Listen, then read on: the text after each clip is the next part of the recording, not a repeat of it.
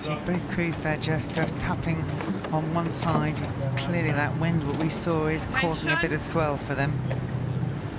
Go! Slight adjustments as they go from Riverside, quite close to those boys there. Back to the middle of the course. And they're away.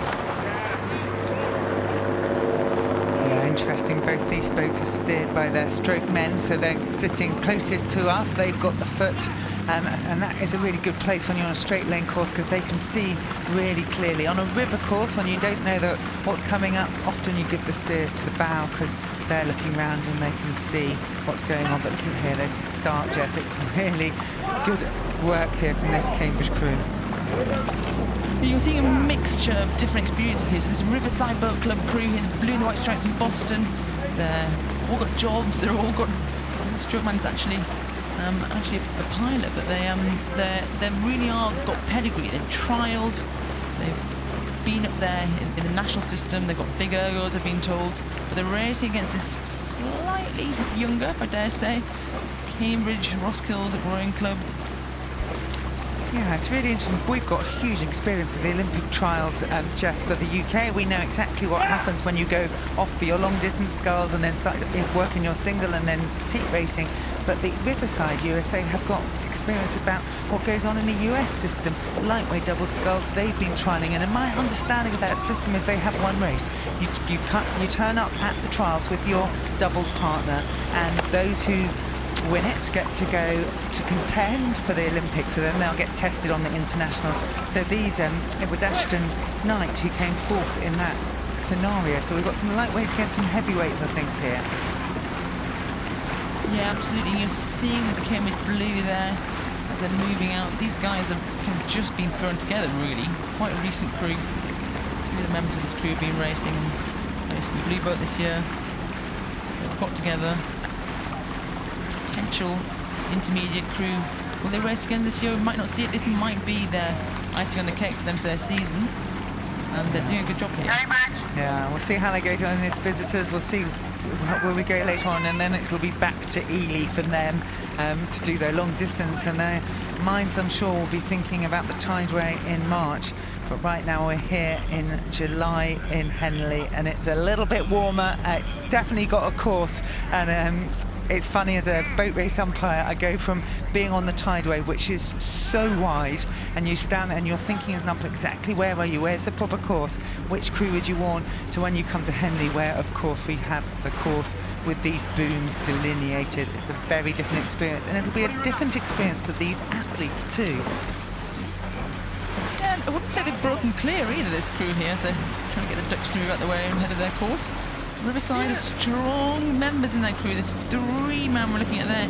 William Drescher, he's actually won what we call the Crash Bees, which is the world champs for indoor rowing. So if you sat on one of those indoor rowing machines, one of the guys in this boat has got a huge ergo, way under 6 minutes for 2,000 metres. So there he is there with a cap on, the tall man in a three-seat.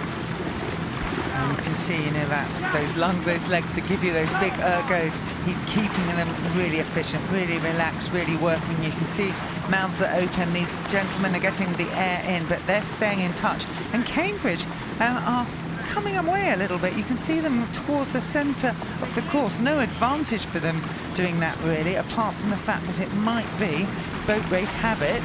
I want to get in front of the other crew. So you're an umpire in this situation. Is that a moment to warn someone? What would you do right there? Well, I'm watching Fiona Dennis. She's there with the flag in her hand, and she looks pretty relaxed. I suspect what she's seeing from behind, she's standing right in the middle, is both crews are moving in. So Riverside are away a little bit off their station, and Cambridge are off there. But actually, I see just now she's warned Cambridge back. And look at that immediate response you see. As an umpire, you can always see that. When that foot goes on, you see when the boat moves, and you know whether a crew has actually done what you've asked them to do or not. I warn you, move, please. You are the referee in the football match. You're the umpire in the rowing boat, and you have to listen to that umpire. They are there to keep the race safe and fair. You have to listen to what they're doing and react. And these boats are quite small, actually. So you've got like 4 men sitting in them. They're probably anywhere between 80 and 100 kilos each, these men. The boats, the shell underneath them, it's actually relatively light compared to them. It's almost like half a man, it's about 40 kilos. So you know, the minute they start moving, you can see the boat move. Yeah, minimum weights for those boats when you race internationally, because they want to keep it fair. You know, I always laughed, and well, you know, of course we've got beautiful boats that these athletes are rowing in, but we do row in a hollowed out log compared to sailing and other sports that are allowed to use technology, cycling, to really make their vehicles move on and on.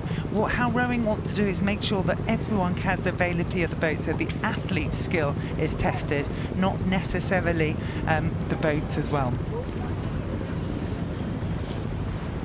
Bill Lucas there, Rob Baker looking on from Cambridge, the two Cambridge coaches checking out their crews. Yeah, there on the right-hand side, Rob, you never get a lot from him, always kind of sunglasses on, just watching quietly. And he'll be, you know, looking at this and seeing that Riverside, they're staying in. We've watched the B crew, the crew that's down at this stage, staying in on the racing here, but they're off their station a little bit. It's making it a little bit harder for them. I don't think the umpire will be warning them at all, because they're not in contention. She'll be having her eyes on Cambridge and ensuring that this boat stays exactly where she wants it, and they are doing a beautiful job at that right now. Look at this stroke. It is long and it is loose. You can see how efficient the legs are coming through. The legs and the elbows are just coming down. Yeah, I know Rob Baker used to talk about feeling like you had a book under your arm, on your outside arm, and you can see that. That gets your lats moving in, and you can see he'll be not able to see the backs of his crews, but when he looks at this, I'm sure he would be pleased at what he does see. Experienced crew here in the light blue, and Penn and Roskilde Rowing Club Denmark. Nick Ferraro, World Under-23 champion last year, boat race winner. They've kept their heads. Riverside have stayed in touch. They've put them under pressure. They've not let them have it all their own way.